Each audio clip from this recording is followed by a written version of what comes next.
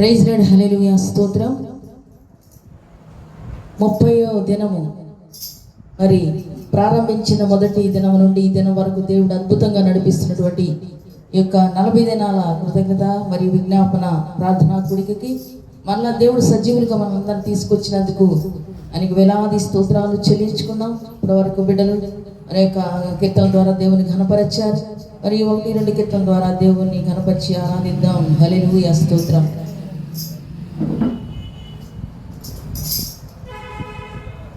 చిరకాల స్నేహితుడా, నా హృదయాన సన్నిహితుడని పాట పాడుకుందాం.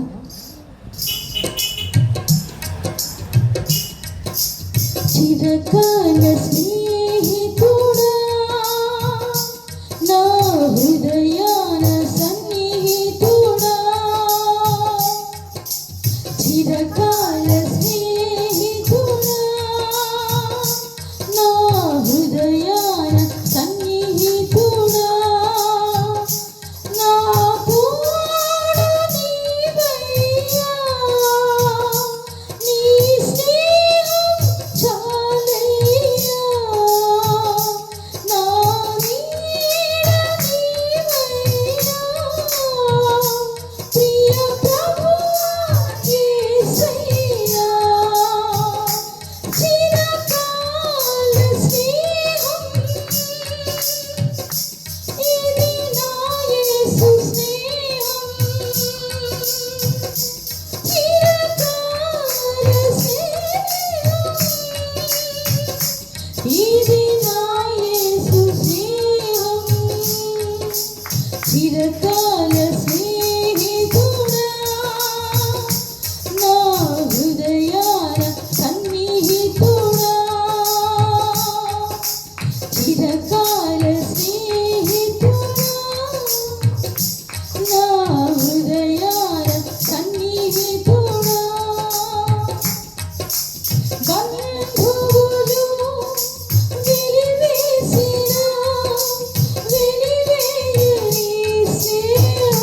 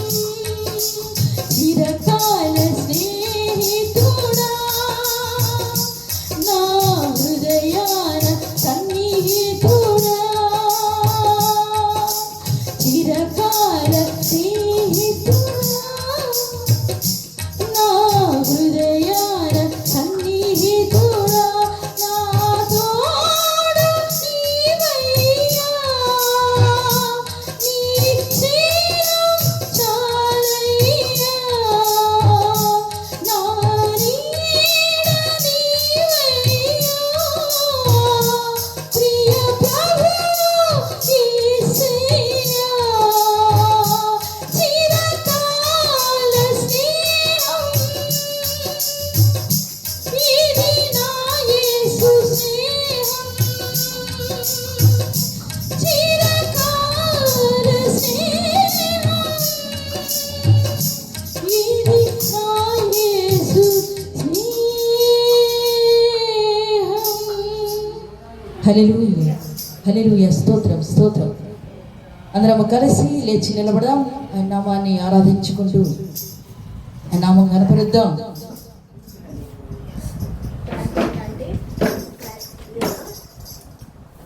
తమ్ముడా అటుకురా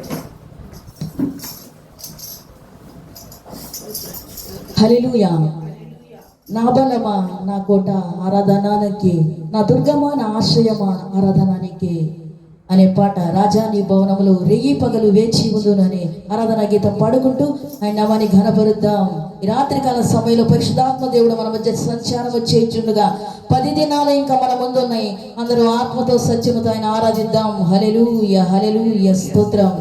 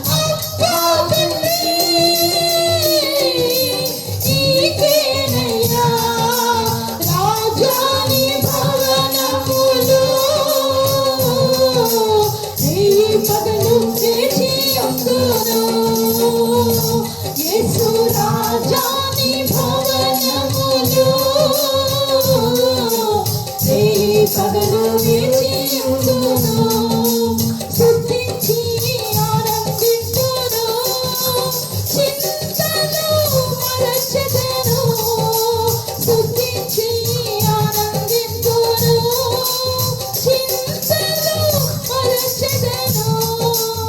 ఆరాధన ఆరాధన అబ్బా తండ్రి నీకేనయ్యా. అందరం కలిసి ఆరాధిద్దాం. ఆరాధన ఆరాధన అబ్బా తండ్రి నీకేనయ్యా. అంతటా నివసించు యెహోవా ఎలోహిం, ఆరాధన నీకే. నా యొక్క నీతి యెహోవా సిద్ధాను, ఆరాధన నీకే. అంతటా నివసించు యెహోవా ఎలోహిం, ఆరాధన నీకే. మా యొక్క నీతి యెహోవా సిద్ధాను, ఆరాధన నీకే. ఆరాధన ఆరాధన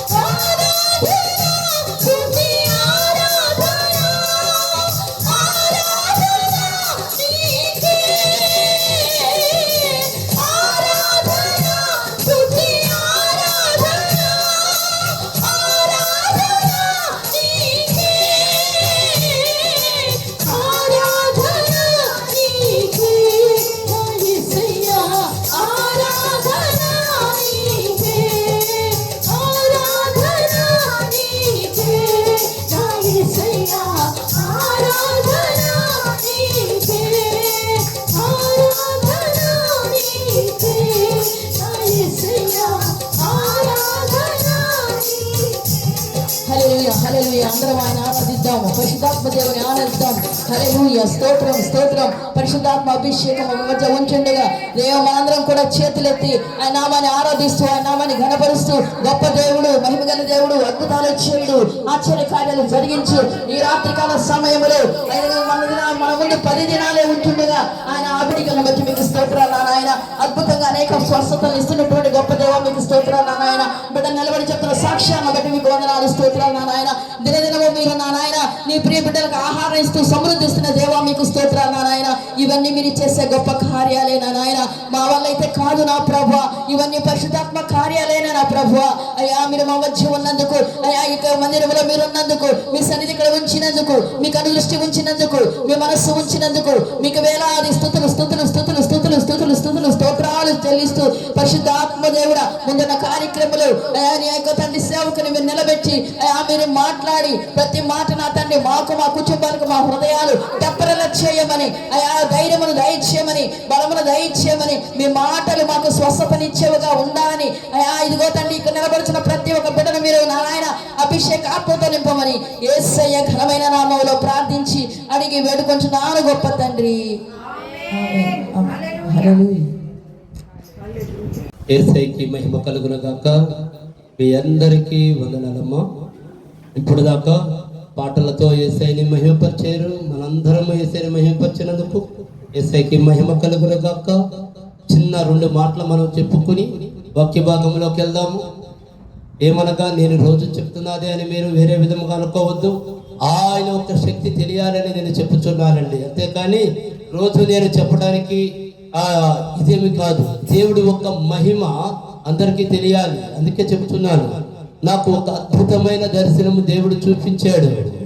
ఎలాంటి దర్శనం అంటే, ఒక పెద్ద మందిరము కట్టి ఆ మందిరపు తాళపు చెవులు నాకు ఇచ్చి అయా ఈ మందిరము నేను నీకోసమే కట్టాను, నువ్వే ఈ మందిరముని నడిపించాలి అని నాతో మాట్లాడి నాకు తాళాలు ఇచ్చాడు. నేను అడిగాను, తండ్రి ఎంతో మంది ఉన్నారు, నాకన్నా ముందుగా అనేక మంది సేవకులు ఉన్నారు, వాళ్ళందరూ కూడా ఎంతో మీ యందు భయభక్తులతో విశ్వాసంతో సేవ చేయుచున్నారు దేవా అంటే ఒకటే అన్నాడు, నేను నిన్ను ఎన్నుకున్నాను, నువ్వు నాకు కావాలి, ఈ మందిరము నువ్వే నడపాలి అని నాకు దేవుడు తాళపు చెవులు ఇచ్చాడండి. అదే నిజం, నాకు దేవుడు చూపించిన దర్శనం నిజమండి. అందుకే నేనేం చేశాను అంటే 40 రోజులు కృతజ్ఞత కూడిక నేను పెట్టి ఉన్నాను. ఈ 40 రోజుల్లో దేవుడు నాకు మందిరానికి ఏమి కావాలో, స్థలానికి డబ్బులు, మందిరం కడతానికి డబ్బులు నాకు యేసయ్య ఇచ్చాడని నేను పరిపూర్ణముగా నమ్మి నేను కృతజ్ఞత కూడిక పెట్టి ఉన్నాను. ఇవాటికి 30 రోజులు దేవుడు అద్భుతముగా ముందుకు సాగిస్తున్నాడు. దేవుడే ఉండి ముందుకు నడిపిస్తున్నాడు. అయితే మీరందరూ అనొచ్చు, యేసయ్య నీకు దర్శనంలో చూపించాడు కదా, మరి ఇంకా దేవుడు కార్యం చేయలేదేంది అని. ఇక్కడికే వస్తున్నా. నాకు మందిరము కట్టి చూపించి నాకు తాళం చెవులు ఇచ్చిన దేవుడు మీతో కూడా, దేవుడు యేసయ్య మీకు నాకు కనపడ్డ దేవుడు మీకు కనపడతాడు. మీకు కూడా కనపడి ఈ బిడ్డకి మందిరానికి స్థలానికి డబ్బులు మీరు ఇవ్వాలి, ఈ మందిరం కర్తానికి డబ్బులు మీరు ఇవ్వాలి అని యేసయ్య మీతో మాట్లాడిన బిడ్డలు ఎవరైనా సరే మీరు సహాయం చేయవచ్చు, మీరు ముందుకు రావచ్చు.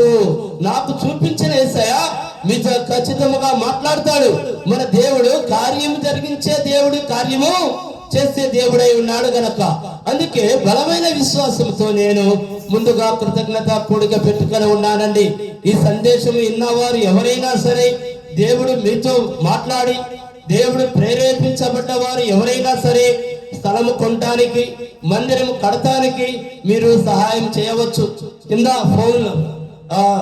కింద మా స్క్రోలింగ్ వస్తూ ఉంటుంది, ఫోన్ నెంబర్లు, మా మందిరం పేరు అన్ని మీకు వస్తాయండి. మీరు డొనేషన్ చేయవచ్చు. లేదా QR కోడ్ ఉంది, QR కోడ్ లో కూడా మీరు స్కాన్ చేసి డొనేషన్ చేయవచ్చు. అదే విధముగా మీరు ప్రార్థన అవసరాల కొరకు మాకు ఫోన్ చేయవచ్చు. ఎలాంటి అవసరమైనా సరే మీరు ఫోన్ చేయండి. మా మందిరం తరపు నుంచి మేమందరము కలిసి, మా సంఘం అంతా కూడా కలిపి మేము ప్రార్థన చేస్తాం జరుగుతుంది. దేవుడి దీవెనలు అందరూ హ్యాపీగా పొందవచ్చండి. దేనికంటే ఒక్క ఒక్కడు ప్రార్థన చేసేదానికన్నా 10 మంది చేస్తాం, 20 మంది చేస్తాం. చాలా శక్తి కలిగిన ప్రార్థన అండి. మా సంఘం తరఫు నుంచి మేమందరము కలిసి ప్రార్థన చేస్తాం. మీకున్న ఎలాంటి సమస్యలైనా, ఎలాంటి ఇబ్బందులైనా యేసయ్య తీసేస్తాడు. పరిపూర్ణ విశ్వాసంతో ఉండండి. దేనికంటే మన దేవుడు గొప్ప దేవుడై ఉన్నాడు కనుక. యేసయ్యకి మహిమ కలుగును గాక. మన వాక్య భాగంలోకి వెళ్దాం. ఈ రోజు అంశం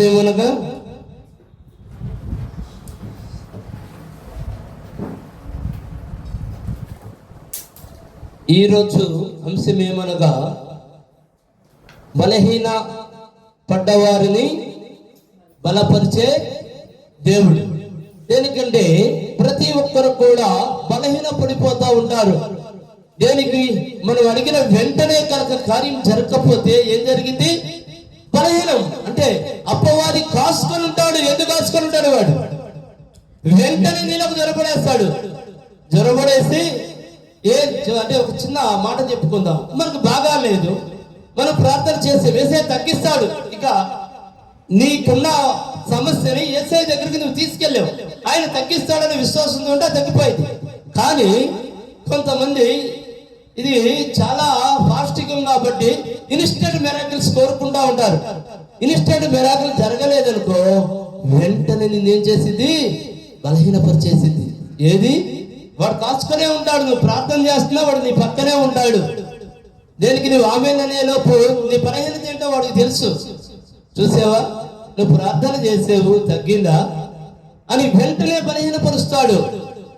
అర్థమైందా అండి? అట్లా వాడు పని ఏమిటి అంటే, ఎవరు ప్రార్థన చేస్తున్నారు, ఎవరు దేవుడిని స్తుతిస్తున్నారు, ఎవరు బైబిల్ చదువుతున్నారు, ఎవరు దేవుడు అంటే భయముగా బ్రతుకుతున్నారు అనేదే వాడి పని. డే అండ్ నైట్ వాడు చూసే డ్యూటీ ఇదే. ప్రతి ఒక్కరిని కూడా బలహీనపరిచేస్తాడు.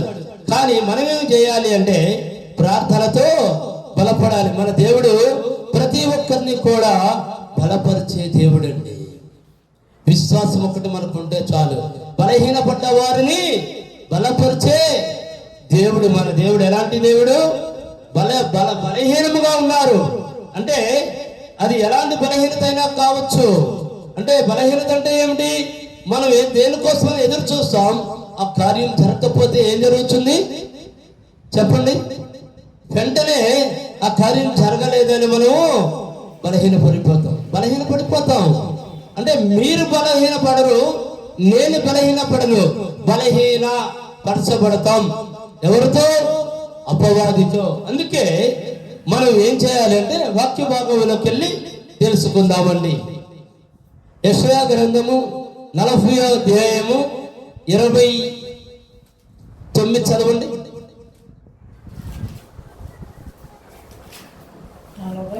40వ అధ్యాయము 29 వచ్చింది.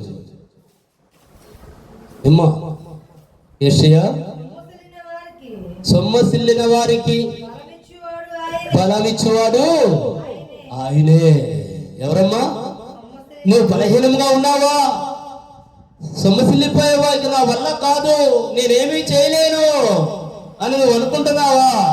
కానీ నువ్వు చెప్పింది ఎవరితో? దేవుడితో, యేసయ్యతో.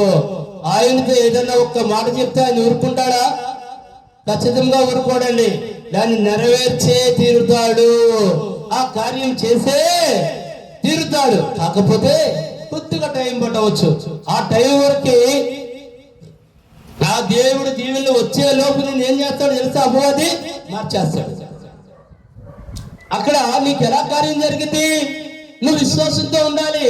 నువ్వు దేవుడిని అడిగావు, అక్కడ నుంచి దేవుడి దగ్గర నుండి కూడా నువ్వు అడిగిన కార్యం నీకు వచ్చేంత వరకు నువ్వు ఎదురు చూస్తూనే ఉండాలి దేవుడు అన్ను. అప్పుడు నీకు బలమైన కార్యం జరిగింది. అక్కడ నుండి కార్యం వచ్చేలోపు అపవాది నిన్ను మార్చేస్తాడు. అంటే ఆ దీవెనలకి నిన్ను వారసం లేకుండా చేస్తాడండి. వారికి తెలుసు మనం అడిగింది ఎవరిని?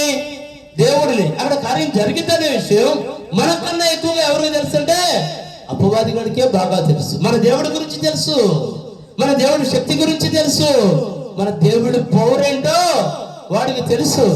కానీ అప్పుడు దాకా నిన్ను విశ్వాసంలో నిలబడకుండా చేస్తామే వాడి పని. నీ విశ్వాసంతో నిలబడ్డావనుకో వాడి క్రియలు పనిచేయవు. దేవుడి దీవులకి నువ్వు వారసులమవుతాం. అది వాడు ఒక కుతంత్రం. ఇంకోసారి చదువమ్మా. సొమ్మసిల్లిన వారికి బలమిచ్చువాడు ఆయనే. చూడండి ఏమంటున్నాడు, ఆయన బలమిస్తాడు. నువ్వెందుకు దిగులు పడతావు, నువ్వెందుకు బాధపడతావు? మన దేవుడు బలహీనుడా? బలము కలిగిన దేవుడు. అలాగే 28 కూడా చదువము. శక్తి 28 కదా, 29 సరే 29 కంప్లీట్ కానీ. శక్తిహీనులకు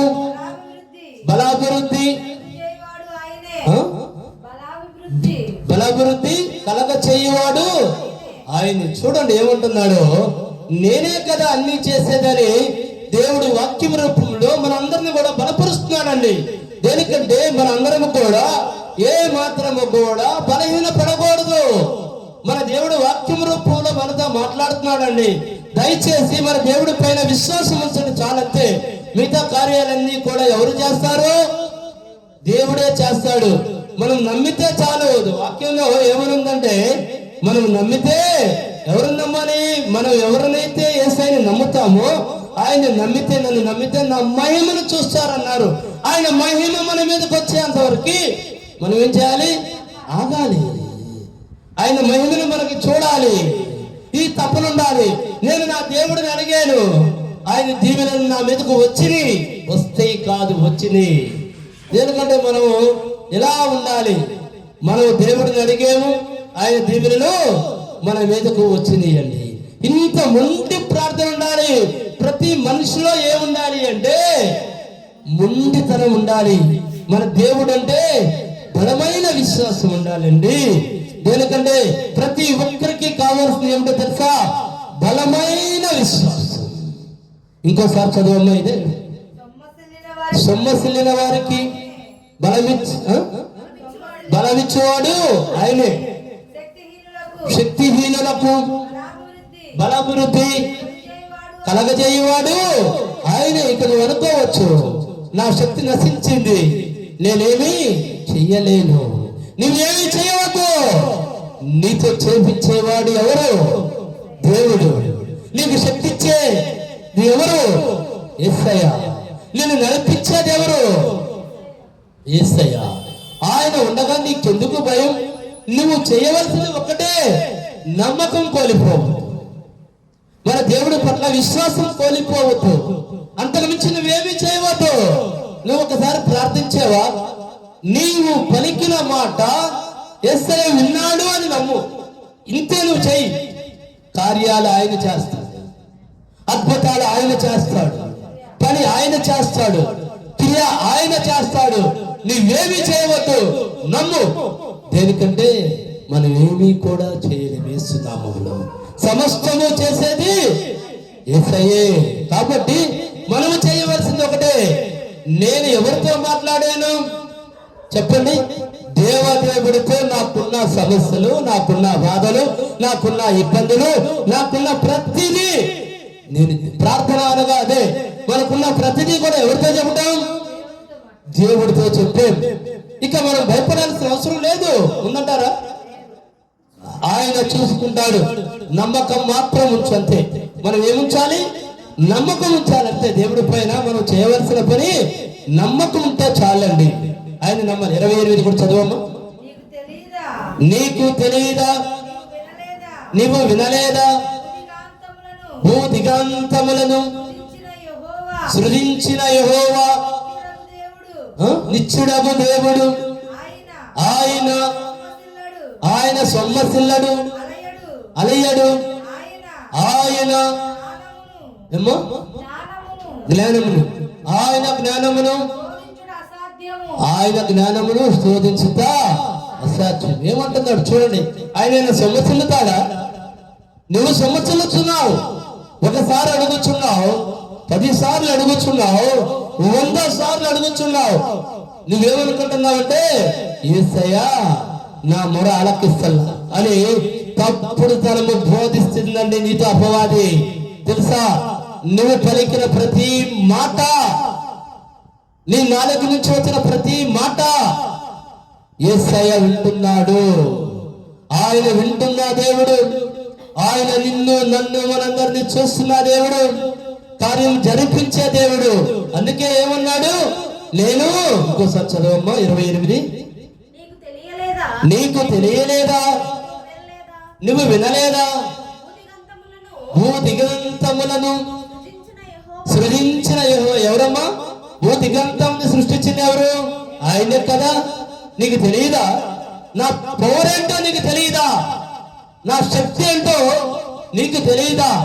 ఈ భూదిగంతాన్ని సృష్టించింది నేను, నువ్వు అడిగింది చేయలేనా? చెప్పండి. నీకు తెలియదు, నీకు తెలియదేమో, కానీ నువ్వు ఎవరన్నా మాట్లాడుకుంటూ వెళ్ళలేదా? లేదు. నీ కళ్ళతో చూడలేదా? ఈ భూదిగంతాన్ని సృష్టించింది ఎవరు? మీ కన్నులు మీ కన్నులు, పైకెత్తి చూచుడి, మీ కన్నులు పైకెత్తి చూచుడి. వీటిని ఎవడు సృజించెను, దీనిని ఎవరు సృజించరు? వీటి లెక్క చొప్పున వీటి లెక్క చొప్పున వీటి సమూహములను వీటి సమూహములను బయలుదేర చేసి బయలుదేరచేసి వీటన్నిటికి వీటన్నిటికి పేర్లు పెట్టి పిలిచివాడే పేర్లు పెట్టి పిలిచివాడే కదా, కదా. తన అధిక శక్తి చేతను తన అధిక శక్తి చేతను తనకు కలిగి ఉన్న తనకి కలిగి ఉన్న బలాతిశయము చేత బలాతిశయము చేతను ఆయన ఆయన ఒక్కటి అయినను ఒక్కటి అయినను విడిచిపెట్టడు. విడిచిపెట్టడు. చూడండి ఎంత బలమైన వాక్యం. ఈ రోజున బలహీన పడిపోయాం మనం ప్రతి ఒక్క విషయంలో. ఇక నాకు ఏమి జరగదేమో, ఏ కార్యం జరగదేమో, ఇక నా బ్రతికింతేనేమో, నా పరిస్థితి ఇంతేనేమో, నా మొర ఎవరు ఆలకిస్తారు అని ఉన్నారేమో. అందుకే ఈరోజు దేవుని వాక్యం చోటుగా మాట్లాడుతుంది. నీకు తెలియదా? నువ్వు వినలేదా? నా పరాక్రమం ఏంటో నీకు తెలియదా అని యేసయ్య డైరెక్ట్ గా మాట్లాడుచున్నాడండి. దేనికంటే దయచేసి వాక్యం ఉన్న వాళ్ళు ఎవరైనా సరే ఏ మాత్రము కూడా బలహీన పడితే యేసు నామములో బలపడండి. దేనికంటే ఆయన మన దేవుడు సర్వ సృష్టికర్త, సర్వాధికారి, జీవము కలిగిన దేవుడు. నువ్వు మాట్లాడిన ప్రతి మాట వింటున్న దేవుడు. ఆయన గొప్ప దేవుడండి. నమ్మండి. మనలో బలహీనత వద్దు. నువ్వు దేవుడిని ఏమడిగేవో అది నీకు దేవుడికి తెలుసు. నీ పట్ల అద్భుతం చేస్తాడు, నీ పట్ల కార్యం చేస్తాడండి ఆయన. నిజం, ఆయన గొప్ప దేవుడే ఉన్నాడు కదా, ఖచ్చితంగా చేస్తాడు. మనం ఏం చేయాలంటే ఎదురు చూడాలి. దేవుడు కార్యం చేసేంత వరకు మనం ఏం చేయాలి? ఎదురు చూడాలి. ఎదురు చూస్తే ఏం జరుగుతుంది? అద్భుతాలు జరుగుతాయి. అమ్మ అలాగే 26 కూడా చదవమ్మా. 26 కూడా మీ కన్నులు పైకెత్తి చూచుడి. ఓకే. 26 కూడా చదివేవు కదా. 2 కొరింథీ 12:9 చదవండమ్మా.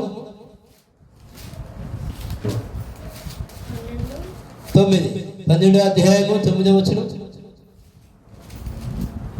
అందుకు అందుకు నా కృప నీకు చాలును, బలహీనత యందు నా శక్తి పరిపూర్ణమగుచున్నది. ఆయన నాతో చెప్పిన ఏమంటున్నాడండి? నా కృప నీకు చాలును. ఆయన కృప కన్నా మించింది ఏముందండి మానవుడికి? అసలు ఎంతకాలం జీవితం ఉంది మంది? ఎంతకాలము జీవితం చెప్పండి? ఆయన కృప మనకి చాలు. ఆయన పట్ల మనం పరిపూర్ణ విశ్వాసంతో ఉండాలండి. ఆయన కృప మన మీదే ఉంది. దేనికంటే మనం ఆయన సొత్తు అయి ఉన్నాము కనుక. ఆయన సొత్తు మనమై ఉంటే ఆయన కృప మన మీద ఉండదు, ఎవరి మీద ఉండదండి. అందుకే ఏమన్నాడు? నా కృప నీకు చాలు. నీకోసారి చదవమ్మా. నా కృప నీకు చాలును, బలహీనత యందు నా శక్తి పరిపూర్ణమవుతున్నది. చూడండి, మనం గనక బలహీన పడుతుంటే ఆయన శక్తి ఏమవుతున్నది? పరిపూర్ణమవుతున్నది. అంటే ఆయన కృపని నువ్వు విడవద్దు. నువ్వు ఆయన్ని కాపాడమని అడిగావు, నువ్వు ఆయన్ని రక్షించమని అడిగావు, ఆయన నుండి నాకు ఈ వ్యాధి తీసేయమని అడిగావు, ఈ బాధ తీసేయమని అడిగావు, ఈ అప్పులు తీసేయమని అడిగావు, ఈ శత్రువుల్ని తొలగించమని అడిగావు, ఈ దరిద్రాన్ని తీసేయమని అడిగావు, ఇంకా కంటికి కనపడిన శత్రువులను కూడా తీసేయమని అడిగావు.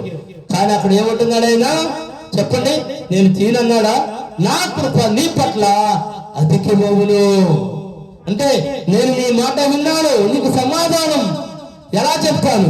నా కృపతో చెప్తాను, నా దీవెన నుంచి చెప్తాను అని దేవుడు మనతో మాట్లాడుతున్నాడు. అలాగేనమ్మా 10 కూడా చదవండి, 9 నుండి 10 వరకు. కాగా క్రీస్తు శక్తి నా మీద నిలిచి ఉన్న నిమిత్తము విశేషముగా నా బలహీనతలయందే ఏమో బహు సంతోషముగా అతిశయపడుదును. క్రీస్తు శక్తి ఎవరి మీద ఉందమ్మా? దేవుడి శక్తి ఎవరి మీద ఉంది చెప్పండి? మన మీదే కాదా? అందుకే మనం దేని విషయంలో కూడా బలహీనపడవద్దని దేవుడు చెప్పుచున్నాడు. దేనికంటే ఎంతో మంది ప్రార్థన చేసే వాళ్ళు ఉన్నారు, కన్నీటి ప్రార్థన చేసే వాళ్ళు ఉన్నారు. కానీ అపవాదులు ప్రార్థన చేస్తానికి మోకరిస్తే వాడు నీ పక్కన బాడీ గార్డు లాగా నిలబడి ఉంటాడండి. నువ్వు ఆమె అంటంలోనే వెంటనే నీలో జ్వరపడతాడు. జ్వరపడి నువ్వు ఇప్పుడు దాకా చేసావు కదా ప్రార్థన, జరిగిందా అని నిన్ను ప్రశ్నిస్తాడు. జరిగింది అని మనం సమాధానం ఇవ్వాలి. ఎందుకంటే ఆయన జీవము కలిగిన దేవుడు. ఆయన మనం మాట్లాడితే ఎవరితో? సర్వశక్తి కలిగిన దేవుడితోనండి, సర్వాధికారితో. ఆయన అందుకే ఆయన ఏమన్నాడు? ఇంకోసారి చదవమ్మా 10. విశేషముగా క్రీస్తు శక్తి నా మీద నిలిచి ఉన్న నిమిత్తం. ఎవరి మీద నిలిచి ఉందమ్మా క్రీస్తు శక్తి? దేవుని శక్తి ఎవరి మీద నిలిచి ఉంది? మన మీదే. మన మీద ఆయన శక్తి నిలిచి ఉన్నప్పుడు మనం ఎంత బలముగా ఉండాలి, ఎంత విశ్వాసంతో ఉండాలి. మనం కావాల్సింది ఏంటంటే ఒక్కడి జ్ఞాపకం పెట్టుకోండి, మనం అడిగినది ఏదైనా సరే దేవుడి ఇష్టానికి సిద్ధముగా ఉన్నాడు. తీసుకుంటానికి మనం సిద్ధముగా ఉన్నావా లేదా అంటే, మనం సిద్ధముగా ఎందుకు లేవండి, లేకుండానే ప్రార్థన చేస్తున్నావా అనవచ్చు. కానీ ఇక్కడ జరుగుతున్నది ఒకటి, నువ్వు ప్రార్థన చేస్తున్నావు, కన్నీరు కారుస్తున్నావు, విశ్వాసంతో ఎక్కడ చూస్తున్నా? ఇచ్చేదాకా ఎక్కడ ఉంటుందా? అక్కడే. బలహీనపడతామంటే అదే. నువ్వు ప్రార్థన చేస్తున్నావు, పర్వాలా, బాగా బాగా ప్రార్థన చేస్తున్నావు, నీకున్న బాధలను బట్టి కన్నీరు విడుస్తున్నావు, యేసు నామములో చూస్తున్నాడు. కానీ ఎక్కడ నువ్వు విశ్వాసం కోల్పోతున్నావు అంటే ఇచ్చేదాకా ఆగటం. తప్పనిసరిగా నువ్వు మాట్లాడింది ఎవరితో, నీ బాధలు చెప్పింది ఎవరితో అంటే యేసయ్యతోనండి. ఇది జ్ఞాపకం పెట్టుకోండి. నేను సర్వశక్తి కలిగిన దేవుడితో మాట్లాడి ఉన్నాను, నా మొర దేవుడు ఆలకించి ఉన్నాడు. సర్వశక్తి కలిగిన దేవుడు ఎవరితో ఉన్నాడు? మన మీద. ఏమా? మన మీద ఉన్నాడు కాదా? సర్వశక్తి కలిగిన దేవుడు మనతో ఉండి మన మీద ఉంటే కానిదేమన్నా ఉంటుందా? సమస్తము కూడా యేసు నామములో సాధ్యమే. మనం ఎందుకంటే బలహీనపడవద్దు. దేనికంటే ఈ వాక్యం ఈ రోజు దేవుడు ఎందుకు పలికిస్తున్నాడంటే 30 రోజులైంది, ఇంతవరకు ఏమీ కదల్లా. ఎవరైనా బలహీనపడుతున్నారేమో, మీరు బలహీనపడవద్దు. రెప్పపాటు సమయం చాలు ఆయన అద్భుతానికి. పెద్ద సమయం అవసరం లేదు. ఆయన మహాకృపని మనం చూస్తాం కూడా కాదు, చూసేమని పరిపూర్ణముగా నమ్ముదామండి. ఆయన గొప్ప దేవుడై ఉన్నాడు. మనం ఎవరం కూడా బలహీనపడవద్దు. దేనికంటే ఎరుకో కోటగోలుడు కూలిపోవడానికి అలా ప్రార్థన శక్తే కదా. ఎవరన్నా పెద్ద పెద్ద సుత్తులు తీసుకొని ఏమన్నా దాన్ని పగలగొట్టారా? కాదు కదా. ప్రార్థనా శక్తితో వాళ్ళు దాన్ని ఏం చేశారు? గోడలు కూలిపోయింది. అట్లాగే మన ప్రార్థనా శక్తితో పునాదులు మొదలవుతాయండి. అర్థమైందా? మన ప్రార్థనా శక్తికి అక్కడ మందిరానికి పునాదులు మొదలు పెడతాం యేసు నామములో. ఆయన అంత గొప్ప దేవుడై ఉన్నాడండి. ఎందుకంటే ఏ ఒక్కరు కూడా బలహీన పడవద్దు, ఏ విషయంలో కూడా బలహీన పడవద్దు. మన దేవుడు మనతో ఉండి అన్ని కార్యాలు నెరవేర్చే దేవుడు, బలహీన పడ్డ వారిని బలపరిచే దేవుడై ఉన్నాడు. దేవుడు ఈ వాక్యమును దీవించును గాక. రేపు మరో వాక్యంతో మళ్ళీ మనము ముందుకు వద్దాం. యేసయ్యకి మహిమ కలుగునుగాక. మీలో విశ్వాసంగా మీలో ఎవరైనా సరేనమ్మా ప్రేరేపణ కలిగిన వారు ముగ్గురు ప్రార్థన చేయమని యేసు నామములో అడుగుచున్నాను. ఆమేన్.